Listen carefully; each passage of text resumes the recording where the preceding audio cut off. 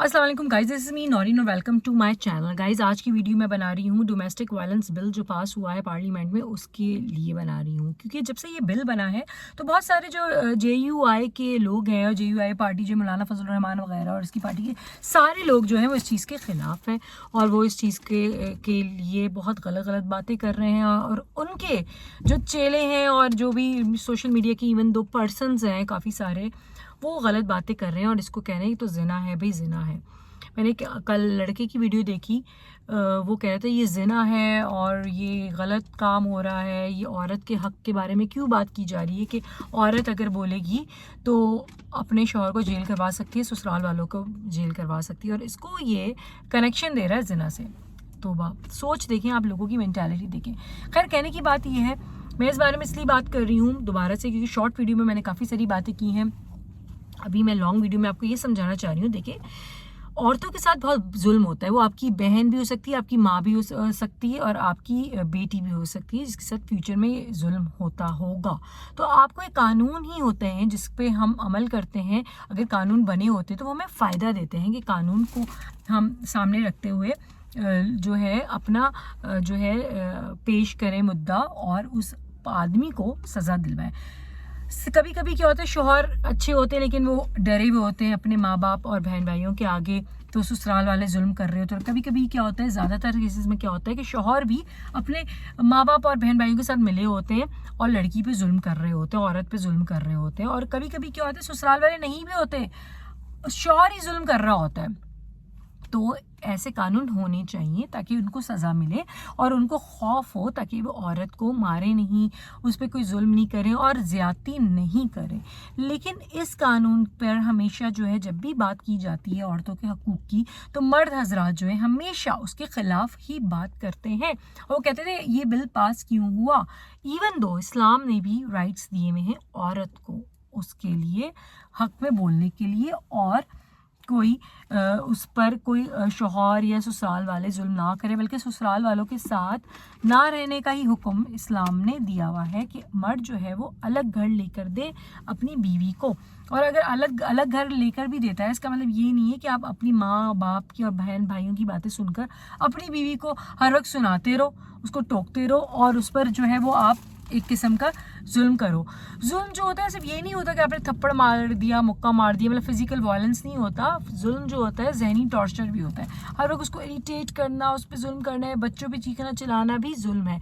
तो अल्लाह का शुक्र है कि इस तरह का कानून बना है ताकि औरतें जो है वो कुछ बोल सकें। अच्छा, इस कानून में सिर्फ औरतों पर नहीं, जो भी घर में ऐसे मजलूम अफराद हैं, जो रहते हैं, बूढ़े रहते हैं, उन पर भी कोई जुल्म कर रहा है तो भी वो जाके शिकायत कर सकते हैं। बच्चे भी शिकायत कर सकते हैं, ट्रांसजेंडर वगैरह भी इसमें शिकायत आप कर सकते हैं।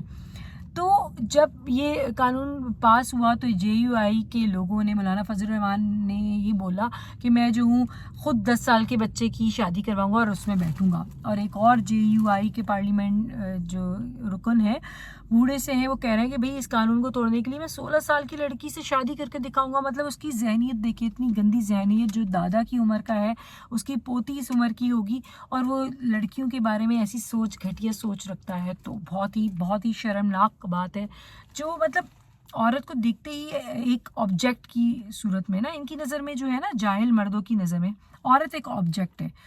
उसको इस्तेमाल करो, अपने मकसद हासिल करो और फिर उसको जानवरों की तरह खाना डाल दो उसके आगे। बस ये औरत का मतलब, वो ये समझते हैं कि औरत जो है वो खुद कुछ इंसान नहीं है, उसका जहन नहीं है। जबकि इस्लाम ने औरत को सारे हकूक़ दिए हुए हैं जिसमें औरत जो है वो अपना जो है वो जो भी काम वो कर सकती है, चाहे वो कोई प्रोफेशन ज्वाइन करना चाहे वो कर सकती है, या वो कोई और भी काम जो है, नौकरी करना चाहे, कारोबार करना चाहे, या वो अपने डिसीजन खुद भी ले सकती है। लेकिन सॉरी टू से, हमारा जो कल्चर बना है पाकिस्तान में, उसमें यही दिखाया गया है कि औरत जो है वो बिल्कुल ही पीछे कर दो औरत को। औरत के कोई अपने हकूक़ ही नहीं है, उसका कोई दिमाग ही नहीं है, उसका फैसला ही नहीं है। जबकि आपने देखा होगा बहुत पुराना हिस्ट्रिकल ड्रामा जो बना है, टर्किश ड्रामा, जो हमने बहुत सब लोगों ने देखा भी है, पसंद भी किया, अर्तुगरुल हो गया, उस्मान हो गया, जिसमें औरतों को शाना बशाना दिखाया है।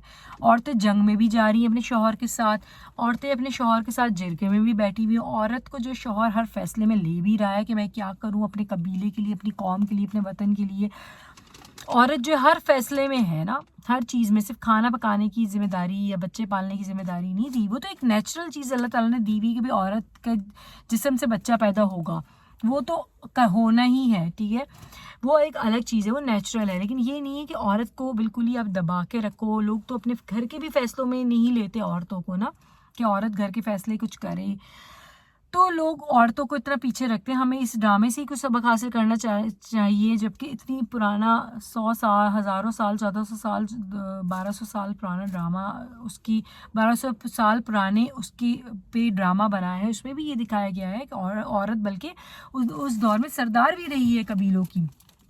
تو عورت ہر چیز میں آگے ہے.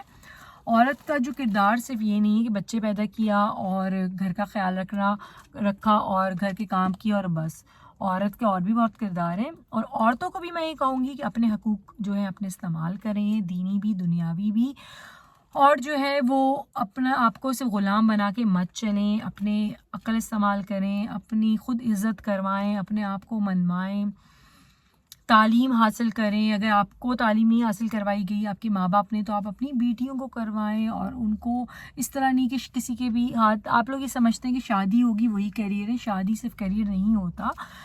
شادی ٹھیک ہے ضروری ہوتی ہے، ہر مرد کو بھی کرنی ہوتی ہے، ہر عورت کو بھی کرنی ہوتی ہے، کیونکہ ایک سیکجول نیڈ بھی ہے نا شادی ہر عورت اور مرد کی. ہم انگریز تو نہیں ہے کہیں پہ بھی منہ مار لیں.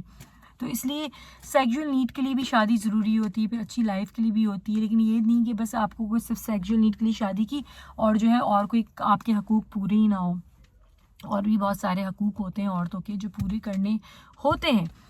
اور عورتوں کو خود بھی اپنے لیے سٹینڈ لینا ہے، عورتوں کو خود بھی اپنے حقوق جاننے ہیں، دینی اور دنیاوی، تبھی جا کے یہ مسئلہ حل ہوگا. ورنہ لوگ آپ کو دباتے رہیں گے، انڈر اسٹیمیٹ کرتے رہیں گے. خیر کہنے کی بات یہ تھی، یہ قانون اس لیے بنا ہے کہ جس طرح اس عورت پہ ظلم ہو رہا تھا، ظاہر ہے اس عورت جو فیروز والا میں ایک حاملہ عورت کو بھی پرسوں جلا دیا گیا ہے، مطلب پریگننسی کے عالم میں اس کو جلا دیا گیا. اس کی شادی کو 6 مہینے ہوئے تھے اور 5 منتھ وہ پریگننٹ تھی. تو کہنے کی بات یہ ہے کہ ظاہر ہے اس سے 6 مہینے سے اس پر ظلم ہو رہا ہوگا نا، تو اس نے آواز ہی نہیں اٹھائی، اور وہ جو ہے پریگننٹ بھی ہوگی، پھر وہ انہیں کے ساتھ رہ بھی رہی ہے، آواز بھی نہیں اٹھائی اپنے حق کے لیے. اگر وہ اٹھاتی تو شاید آج وہ زندہ ہوتی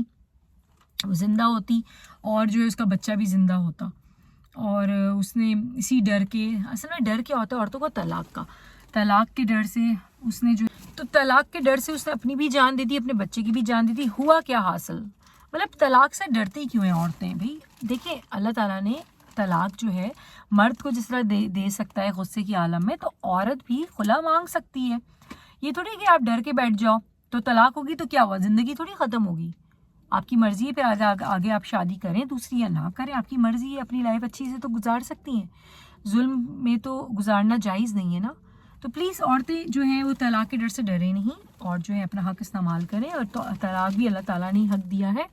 اگر جہاں ضرورت ہے، ایسے شوہر جو مار دیں آپ کو، ایسے سسرال والے آپ کا قتل کرتے ہیں، اس سے بہتر طلاق لینا ہی ہے. تو بس آپ اس بات کو سمجھیں، غور کریں، عمل کریں. جب تک کے لیے اجازت دیجیے. اللہ حافظ. اور میرے چینل کو لائک، سبسکرائب، شیئر کرنا مت بھولیے گا. Thank you. اللہ حافظ.